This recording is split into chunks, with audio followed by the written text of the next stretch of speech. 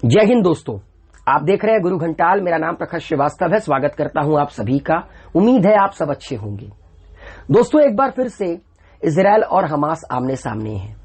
बीते 10 मई 2021 को हमास के द्वारा इजरायल के ऊपर दर्जनों रॉकेट दागे गए। इजरायल ने रिटेलिएट किया और हमास के ऊपर भी दर्जनों रॉकेट दाग दिए। ये लड़ाई आज की नहीं है, ये लड़ाई बहुत पुरानी है। इस लड़ाई में कई सारे मुल्कों का फायदा है। कई सारे मुल्क इसमें बैक से सपोर्ट करते हैं। कुछ इजरायल को सपोर्ट करते हैं, कुछ हमास को सपोर्ट करते हैं। आज इस वीडियो में हम इन सारे मुल्कों के बारे में बात करेंगे, लेकिन प्राइमरी कंसर्न जो इस वीडियो का है वो है इजरायल का एयर डिफेंस सिस्टम, इजरायल का कवच जो इजरायल को हमास के रॉकेटों से बचाता है, और उसका नाम है आयरन डोम। जिस तरह कर्ण का कवच था अभेद्य, ठीक उसी तरह इजरायल का जो आयरन डोम है वो इजरायल की आन बान और शान है। तो आज हम इस एयर डिफेंस सिस्टम के बारे में बात करेंगे। आइए निकल पड़ते हैं। दोस्तों, इजरायल वर्सेस पैलेस्टीन, ये लड़ाई 1948 जब इजरायल और पैलेस्टीन का बंटवारा हुआ यूएन के द्वारा, तब ये लड़ाई एक्सकेलेट की। ये लड़ाई है यहूदियों वर्सेस अरबों की। फिलहाल 10 मई 2021 को ये लड़ाई फिर से तूल पकड़ चुकी है और आए दिन ये एक दूसरे को टारगेट कर रहे हैं। दोस्तों, सबसे पहले आपको मैप समझना पड़ेगा। ये रहा दोस्तों इजरायल। अगल बगल इजरायल के सारे Arabic countries, Lebanon, Jordan, Saudi, Egypt. एक वक्त था जब ये सब मिलकर इजरायल के ऊपर हमला करते थे, मगर इजरायल इन सबों को हरा देती थी। मैं एक बार की बात नहीं कर रहा हूं, 2 से 3 बार ऐसा इंसिडेंट हो चुका है कि इन सब ने मिलकर हमला किया है। किसके ऊपर? इजरायल के ऊपर, और इजरायल ने इनको हराया है। अच्छा, इजरायल ने 1971, आप ये कह सकते हैं 1971 में भी एक वॉर हुआ था। उस वॉर के दौरान इजरायल ने कई सारे हिस्सों पर कब्जा किया था, पैलेस्टीन के, इजिप्ट के, लेबनान के। ठीक है दोस्तों, तो ये जो मेन लड़ाई है ना वो इजरायल और पैलेस्टीन की है। पैलेस्टीन का वो इलाका जिसे कहते हैं गाजा, वो यहां पर है, जिसे कहते हैं गाजा, उसको कंट्रोल करता है आपका हमास। अभी मैं आपको एक्सप्लेन करूंगा और बड़े मैप में। तो जो हमास है वो गाजा को कंट्रोल करता है। वो कहते हैं कि इजरायल ने पैलेस्टीन के ऊपर इलीगल तरीके से कब्जा कर रखा है और ये लड़ाई चल रही है। कभी हमास इजरायल के ऊपर अटैक करता है, इजरायल रिटेलिएट करता है। अच्छा, हमास के पास ये पैसा आता कहां से है? हमास के पास मिसाइल कहां से आती है? हमास को फंडिंग कौन करता है? उसी तरह लेबनान, यहां पर हिजबुल्लाह करके एक संगठन है जिसकी इजरायल से लड़ाई हो चुकी है 2006 में, हिजबुल्लाह इजरायल वॉर। अब सवाल ये उठता है कि लेबनान एक छोटी सी कंट्री है, ये जो आपका गाजा है ये छोटा सा रीजन है, इनको सपोर्ट कौन करता है? इनको सपोर्ट करता है दोस्तों टर्की। टर्की इनको सपोर्ट करता है, और माना जाता है कि अंदर ही अंदर इनको सपोर्ट करता है रशिया। और दूसरी तरफ इजरायल को सपोर्ट करता है अमेरिका। मैं जिस एयर डिफेंस सिस्टम के बारे में आपको बताऊंगा उसको बनाने में अमेरिका ने इजरायल की मदद की थी। तो आप देख रहे हैं कि ये जो गाजा है, गाजा पर कंट्रोल करने वाला हमास गए, लेबनान में जो हिजबुल्लाह गए जिनकी लड़ाई अक्सर होती रहती है इजरायल के साथ, अभी फिलहाल हमास के साथ चल रही है। इनको पैसे कौन देता है? इनकी फंडिंग कौन करता है? इनको फंडिंग वही कर सकता है जिसके पास पैसा हो। टर्की फंडिंग करता है, मगर टर्की के पास इतना पैसा नहीं है। रशिया फंडिंग करता है, रशिया इन्हें हथियार देता है। पैसा तो रशिया के पास भी बहुत अधिक नहीं है, लेकिन रशिया के पास हथियार गए, हथियारों से फंडिंग करता है। एक वक्त था जब इराक को, जब आपका पहला गल्फ वॉर था, तब इराक में सद्दाम हुसैन की तानाशाही थी। सद्दाम हुसैन को कौन सपोर्ट कर रखा था फर्स्ट गल्फ वॉर के दौरान? पहले गल्फ वॉर के दौरान इराक में सद्दाम हुसैन की एडमिनिस्ट्रेशन को सपोर्ट करता था रशिया। पहले गल्फ वॉर के दौरान रशिया ने इराक को स्कड मिसाइल दिए ताकि इजरायल पर हमला हो पाए। इवन दैट आपका इराक के पास खुद अपना मिसाइल थे, मगर उसके पहले इराक को सपोर्ट करता था अमेरिका इराक ईरान वॉर में। वो तो जब इराक ने कुवैत के ऊपर कब्जा किया तब जाकर अमेरिका इराक के खिलाफ गया और फिर जाकर 1991 में गल्फ वॉर हुआ। तो आप देख रहे हैं इस पूरे के पूरे रीजन को अमेरिका और रशिया इनडायरेक्टली कंट्रोल करते हैं, वरना इस पूरे रीजन में इतना पैसा नहीं है। अगर देखा जाए तो इस पूरे रीजन में अगर किसी मुल्क के पास पैसा है तो वो सऊदी अरेबिया है, जो इन सब चीजों से फिलहाल दूर है।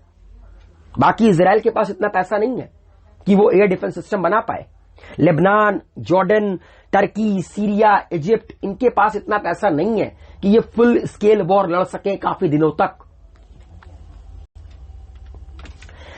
तो दोस्तों, ये जो मैं आप लोगों को आयरन डोम के बारे में भी बताऊंगा, इसकी शुरुआत होती है 16 अप्रैल 2001 से। 16 अप्रैल 2001 आपको ये स्क्रीन पर एक शहर नजर आ रहा है इजराइल का, सिदरोत।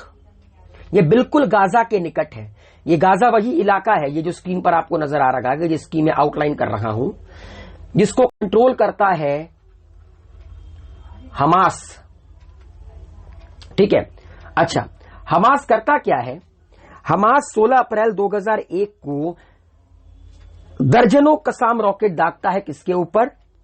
सिदरोत के ऊपर, इजराइल के इस शहर के ऊपर। बहुत छोटा सा शहर है, ठीक है, बहुत ज्यादा पॉपुलेशन नहीं है, बिकॉज पूरे इजराइल की पॉपुलेशन करीब करीब 80 लाख है।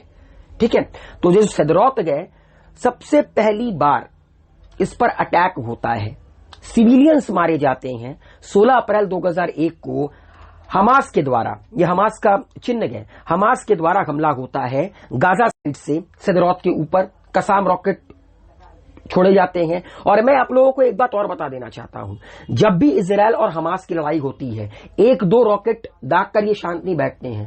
दर्जनों, 2 दर्जन, 3 दर्जन रॉकेट एक दूसरे के ऊपर ये दागते हैं। तो 16 अप्रैल 2001 को पहली बार हमास ने रॉकेट हमला किया किसके ऊपर? इजराइल के ऊपर। इजराइल के शहर सिदरोत को इन्होंने निशाना बनाया। इसके पहले इनके काम करने का तरीका, इनकी मॉडस ऑपरेंडी थी, ये सुसाइड बॉम्बर भेजते थे, सुसाइड बॉम्बर भेजते थे। ठीक है, अब इन्होंने अपना तरीका बदला और यहीं से इजराइल की एक एयर डिफेंस सिस्टम की बनाने की नीड बढ़ी। मगर अभी और भी चीजें हुई। 2002 आते आते जो हमास गए, उसने आप देख रहे होंगे, हमास ने गाजा के साइड से इजराइल के बड़े बड़े शहरों को, इवन दैट इजराइल के कैपिटल्स को टारगेट करना शुरू किया। तेल Aviv, Ben Gurion, Jerusalem, chevron, even तक डेड सी तक इनके मिसाइल पहुंच जा रहे थे। किसके? हमास की, गाजा से। मतलब अभी तक तो गाजा के बगल में जो सिटी थी सिदरोत, उसको हमला किया, मगर धीरे धीरे इनके पास लॉन्ग रेंज की मिसाइलें आना शुरू हो गई। अब एक सवाल उठता है, कहां से आई इतनी लॉन्ग रेंज की मिसाइलें? इनके पास तो आप कह सकते हैं कोई बहुत बड़ा मुल्क तो है नहीं जिसकी बहुत बड़ी इकोनॉमी हो। टर्की ने ये मिसाइल दिए थे किसको? हमास को, क्योंकि ये लड़ाई है अरब वर्सेस यहूदी की। तो 2002 आते आते इजराइल के बड़े बड़े शहरों पर हमास टारगेट करना शुरू करता है। अब इजराइल की चिंता बढ़ती है, अब इजराइल की चिंता धीरे धीरे बढ़ने लगती है। उस वक्त के जो इजराइल के प्राइम मिनिस्टर थे, जिनका नाम था एरियल शैरन, वो कहते हैं कि अब हमें कुछ सोचना पड़ेगा, क्योंकि धीरे धीरे कर कर ये हम पर हमला कर रहे हैं और हमारे बड़े बड़े शहरों को टारगेट कर रहे हैं, हमारे कैपिटल्स को ये टारगेट कर रहे हैं। 2006 में कुछ और होता है जो इस बात को पुख्ता कर देता है कि अब इजराइल को अपने कंट्री को सेव करने के लिए कुछ ना कुछ तो करना पड़ेगा। 2006 में आप लोगों को बता दूं कि इजराइल लेबनान वॉर होता है, जिसको इजराइल हिजबुल्लाह वॉर भी कहते हैं। लेबनान में एक ऑर्गेनाइजेशन काम करती है, जिस तरह हमास गाजा को कंट्रोल करती है, ठीक उसी तरह लेबनान में एक ऑर्गेनाइजेशन है जिसका नाम है हिजबुल्लाह। और इजराइल हिजबुल्लाह वॉर होता है 2006 में, और हिजबुल्लाह की तरफ से भी दर्जनों रॉकेट दागे जाते हैं इजराइल की तरफ। अब आप देख रहे हैं एक ऐसा मुल्क जो चारों तरफ दुश्मनों से घिरा पड़ा है। एक तरफ हमास गए, एक तरफ हिजबुल्लाह गए, एक वक्त में उसके एक तरफ इजिप्ट था, वो भी हमला करता था, मगर इजिप्ट ने बाद में इजराइल के साथ पीस एग्रीमेंट साइन कर लिया। ठीक है, जॉर्डन, वहां से भी हमले होते हैं। तो इजराइल को अब कुछ ऐसा करना था जिससे कि इजराइल हिजबुल्लाह से, इसके बाद हमासों से अपने देश की सुरक्षा कर सके, अपने देश के नागरिकों की सुरक्षा कर सके। और एक बात मैं आप लोगों को और बताना चाहता हूं, ये जो हिजबुल्लाह नाम का संगठन है इसको भी सपोर्ट करता है टर्की, और माना जाता है जो इंटरनल गए वो सपोर्ट करता है रशिया, क्योंकि टर्की के पास इतना पैसा नहीं है। टर्की के पास इतना पैसा ना कभी था, ना कभी है, ना कभी होगा। तो जिनके पास खुद नहीं है खाने को, वो दूसरों को क्या देंगे? हमला करने को। रॉकेट 2 रुपए 3 रुपए की टॉफी नहीं है जो मिल जाती है। अच्छा, तो 2006 तक आप लोग को समझ में आ गया होगा कि क्या क्या हुआ। 2006 तक सिर्फ अमेरिका के पास एयर डिफेंस सिस्टम था। अमेरिका इस एयर डिफेंस सिस्टम को अपनी शान कहता था, पैट्रियट।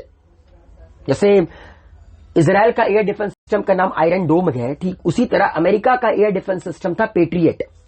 और इस पेट्रियट को during gulf war, first gulf war, जब कुवैत के ऊपर तुम्हारा इराक ने, मतलब 2 अगस्त 1990 को जब इराक ने कुवैत को कॉन्कर्ड कर लिया था, उसको कैप्चर कर लिया था, तो 7 लाख की फोर्स उतरी, यूएन के द्वारा बनाई गई। पहला गल्फ वॉर स्टार्ट हुआ। तो इजराइल की सीमा पर अमेरिका ने इजराइल को इराक के हमले से बचाने के लिए patriot missile system, patriot air defence system की तैनाती की। क्योंकि जैसा कि मैंने आप लोगों को वीडियो की शुरुआत में बताया कि रशिया ने उस दौर में सपोर्ट किया था, गल्फ वॉर में सपोर्ट किया था सद्दाम हुसैन को, इराक को, और स्कड मिसाइल दिया था रशिया ने अपनी तरफ से, किसको? इराक को। एंड इराक के पास खुद का अपना एक मिसाइल था जिसका नाम था अल हुसैन। तो अमेरिका को डर था कि कहीं स्कड मिसाइल या एयर अल हुसैन मिसाइल इजराइल के ऊपर ना दाग दे। तो इजराइल की प्रोटेक्शन के लिए अमेरिका ने इजराइल के बॉर्डर पर अपना एयर डिफेंस सिस्टम पेट्रियट तैनात किया था। अमेरिका का दावा था कि ये पेट्रियट जो मिसाइल सिस्टम है, ये 80 से 90% आपका क्या है, इसकी एक्यूरेसी है। मगर अमेरिका के जो अमेरिका ने जो ये दावा किया था ना, ये फालूदा निकला। ये जो पेट्रियट एयर डिफेंस सिस्टम था, ये बहुत ज्यादा कारगर सिद्ध नहीं हुआ। अच्छा, अब इजराइल को कुछ भी कर हमास, हिजबुल्लाह, जॉर्डन, इन सारे मुल्कों से अपने मुल्क को बचाने के लिए, इन सारे टेररिस्ट ऑर्गेनाइजेशन से अपने मुल्कों को बचाने के लिए कुछ तो करना था। तो 2007 में इजराइल ने शुरू किया आयरन डोम एयर डिफेंस सिस्टम पे काम करना 2007 में। लेकिन दोस्तों, इसके लिए पैसे की जरूरत बहुत थी। करीब आप कह सकते हैं 1000 करोड़, 7000 करोड़, 8000 करोड़ का करीब इतने अमाउंट की जरूरत थी। एंड इजराइल के पास इतने पैसे नहीं है। इजराइल कोई बहुत इकोनॉमिक सुपर पावर कंट्री नहीं है। तो इजराइल का जो एयर डिफेंस सिस्टम था, उसका बनना बहुत जरूरी था, क्योंकि अमेरिका ये मान चुका था कि अमेरिका का जो एयर डिफेंस सिस्टम है पेट्रियट, वो कारगर नहीं है। अच्छा, इजराइल ने आयरन डोम बनाने की जो जिम्मेदारी है, वो इजराइल की एक प्राइवेट कंपनी रफेल को दी। ये रफेल वो फ्रांस वाला रफेल नहीं, रफेल जैसे कि फ्रांस का डसॉल्ट कंपनी रफेल बनाती है, जिस रफेल को हम लोगों ने खरीदा है। इजराइल में एक रफेल कंपनी है जो वहां पर defence system, advance defence system का निर्माण करती है। इसी कंपनी ने आयरन डोम का निर्माण किया। और अब एक सवाल उठता है कि इजराइल के पास तो पैसे थे नहीं। तो उस वक्त अमेरिका के प्रेसिडेंट थे बराक हुसैन ओबामा। उन्होंने कहा कि हम इजराइल को सपोर्ट करेंगे, क्योंकि एक एयर डिफेंस सिस्टम बनना बहुत जरूरी है। क्योंकि अमेरिका नहीं चाहता था कि Hamas, Hezbollah, even that Iran जैसे जो कंट्री हैं, जो टेररिज्म को फैलाते हैं, वो अपने पांव पसारें। इसीलिए अमेरिका ने कहा कि हम इजराइल को सपोर्ट करेंगे। और अमेरिका ने इस एयर डिफेंस सिस्टम को बनाने के लिए, इस आयरन डोम को बनाने के लिए कुछ पैसे इजराइल को दिए थे। अब मैं आपको यह बताता हूं कि ये एयर डिफेंस सिस्टम काम कैसे करती है। मान लीजिए कि गाजा की तरफ से, ये गाजा स्ट्रिप आपको नजर आ रहा होगा स्क्रीन पर। मान लीजिए गाजा की तरफ से, गाजा वो है जहां पर हमास कंट्रोल करता है, कोई भी रॉकेट दागा जाता है। मान लीजिए एक नहीं, दर्जनों रॉकेट दागे जाते हैं। तो ये जो आपका एयर डिफेंस सिस्टम होता है, ये जो आयरन डोम एयर डिफेंस सिस्टम है, किसी भी एयर डिफेंस सिस्टम में 3 आपकी बैटरी होती है। बैटरी वो नहीं जो हम लोग सेल लगाते हैं, बैटरियां होती हैं जहां पर मतलब 3 पार्ट होते हैं। एक होता है रडार, दूसरा होता है कंट्रोल सेंटर और तीसरा होता है लॉन्चर। और ये इमोबाइल होते हैं, ये एक जगह पे नहीं होते हैं, इनको आप अलग अलग जगह पे रख सकते हो और अलग अलग जगह से इन्हें कंट्रोल कर सकते हो। तो सबसे पहले बात करते हैं रडार के बारे में। जब भी कोई मिसाइल इजराइल की तरफ आएगी तो इस रडार का काम क्या होगा कि आने वाली मिसाइल को डिटेक्ट करना, उसके ट्रैजेक्टरी को डिटेक्ट करना, मतलब वो मिसाइल कहां से आ रही है, कहां की तरफ जाने की उसकी संभावना है, उसके ट्रैजेक्टरी पाथ को ट्रेस करना, उसके स्पीड को ट्रेस करना। अच्छा, अगर मान लीजिए कि गाजा की तरफ से, हमास की तरफ से कोई भी मिसाइल अगर इजराइल की तरफ आती है तो ये जो रडार है सबसे पहले ये एक्टिवेट होता है और ये कंट्रोल सेंटर को एक सिग्नल भेजता है। अच्छा, इस कंट्रोल सेंटर में कई सारे कंप्यूटर्स लगे होते हैं जो कि उस मिसाइल के जो गाजा की तरफ से छोड़ा गया है या जो इजराइल की तरफ छोड़ा गया है, गाजा की तरफ से हो, हिजबुल्लाह की तरफ से हो, कहीं से भी हो, उसके इंटरसेप्ट पॉइंट को लॉन्च मतलब कैलकुलेट करता है और फिर लॉन्चर को एक मैसेज भेजता है कि भैया तैयार हो जाओ। अच्छा, लॉन्चर को मैसेज भेजने के बाद लॉन्चर में से इंटरसेप्टर निकलते हैं और इंटरसेप्टर इजराइल की तरफ आ रही रॉकेट को हवा में ही मार देते हैं। और इस इंटरसेप्टर में भी रडार लगा होता है, इस इंटरसेप्टर में भी छोटा सा रडार लगा होता है। तो इस तरह आपका पूरा का पूरा आयरन डोम एयर डिफेंस सिस्टम काम करता है। अभी कल परसों की बात मैं आप लोगों को बता रहा हूं, दर्जनों रॉकेट हमास के द्वारा छोड़े गए। आईडीएफ जो कि इजराइल की डिफेंस सिस्टम है, उसने एक वीडियो जारी किया। उस वीडियो में वो दिखा रहे हैं कि किस तरह दर्जनों रॉकेट जो हमास की तरफ से छोड़े गए हैं उनको हवा में ही क्या कर दिया गया है, डिस्ट्रॉय कर दिया गया है। तो ये जो हवा में डिस्ट्रॉय हो रखा गए वो किसके कारण हो रखा गए? आयरन डोम एयर डिफेंस सिस्टम के कारण हो रखा गए, जो कि इजराइल का सुरक्षा कवच है, जो इजराइल का कर्ण का कवच है। और इसमें 3 पार्ट होते हैं, रडार, कंट्रोल सेंटर, लॉन्चर। तो इस तरह पूरा का पूरा इजराइल का एयर डिफेंस सिस्टम काम करता है, जो 2011 तक बनकर तैयार हुआ। और उसके बाद बहुत कोशिश की गई हमास के द्वारा इजराइल के ऊपर हमला करने की, मगर अब इजराइल के पास उसकी एक कवच आ चुका था जिसका नाम था आयरन डोम। 2011 में हमास की तरफ से हमला हुआ। किसकी तरफ? इजराइल की तरफ। अच्छा, कहां पर? इजराइल के मेन शहरों में सायरन बजा कि रॉकेट हमला हुआ है, मगर इजराइल के लोग बड़े ही संतुष्ट थे। क्यों? क्योंकि उनको पता था कि आयरन डोम उनकी रक्षा करने के लिए तैयार है। अच्छा, 14 नवंबर 2012 को इजराइल ने हमास के ऊपर हमला किया और हमास के जो कमांडर था, मिलिट्री कमांडर अहमद जवारी को इजराइल ने इस हमले में मार दिया।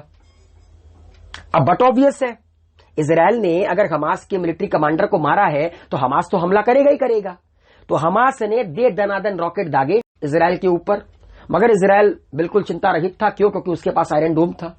एक हफ्ते के अंदर अंदर हमास को क्या करना पड़ा? एक हफ्ते के अंदर अंदर हमास को सीज फायर लागू करना पड़ा, क्योंकि हमास समझ गया था कि उसके पास इजराइल की तरह कोई एयर डिफेंस सिस्टम नहीं है।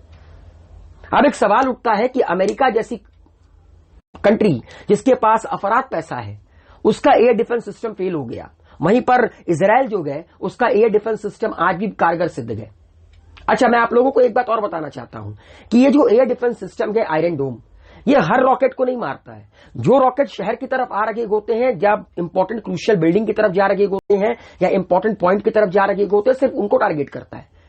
अगर कोई रॉकेट ऐसा गया जो कि आपका पानी में गिरने वाला है या बंजर जमीन पर गिरने वाला है, तो उसको टारगेट नहीं करते हैं, क्योंकि हमास की तरफ से छोड़े गए जो रॉकेट होते हैं उनकी पिन पॉइंट एक्यूरेसी नहीं होती है। वो हवा में, जैसे हम लोग दिवाली में रॉकेट नहीं जलाते थे और अचानक से आपका बॉटल गिर जाता है तो फिर इधर उधर रॉकेट जाने लगते हैं, उनका रॉकेट बिल्कुल उसी तरह होता है। तो ये जो आपका आयरन डोम एयर डिफेंस सिस्टम है, ये सिर्फ उनको टारगेट करता है, सिर्फ उन रॉकेटों को टारगेट करता है जो कि इजराइल के इंपॉर्टेंट पॉइंट की तरफ बढ़ रहे होते हैं। अमेरिका जैसी कंपनी, अमेरिका जैसा कंट्री अपना एयर डिफेंस सिस्टम इतना स्ट्रांग नहीं बना पाया, क्योंकि देखिए, किसी भी काम को करने के लिए वर्क एथिक्स की जरूरत पड़ती है और इजराइल का वर्क एथिक्स किसी से नहीं छुपा है।